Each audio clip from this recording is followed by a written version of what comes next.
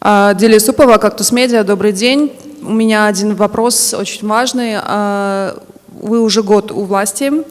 Есть ли какие-то моменты, за что вам стыдно? И раньше вы себя называли политическим узником. Считаете ли вы политическими узниками Алмазбека Атамбаева, Тимира Сириева, Равшана Джинбекова и других, которые заявляют о том, что у них статус политического узника? Спасибо.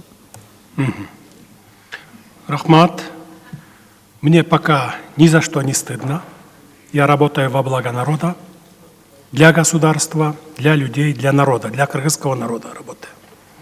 А насчет Алмазбека Атамбаева, я его не закрывал. Я не считаю, что он политический узник, потому что у него не одна, а десятки уголовных дел есть. Вы это сами прекрасно знаете же. Поэтому я не считаю политическим узником его. Имен. Как? Равшан Джинбеков, Тимир Сариев и другие, которые себя называют политическими узниками. Я насчет этих политиков я уже сказал свое мнение. Тоже не считаю политиком. После решения суда посмотрим. Сейчас я не судья. Почему вы себя считали политическим узником? Потому что меня не за что посадили. Я не воровал, криминалом не занимался.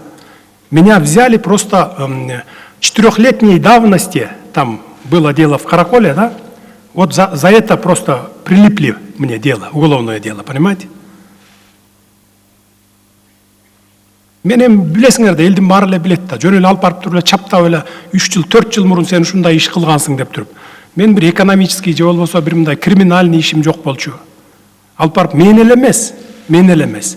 13 адамды, жакын адамдарымды камабадыбы. Эми аларда эмне күнөө эле? Менин бир тууган балам, экинчи уулум Рустамды камаган.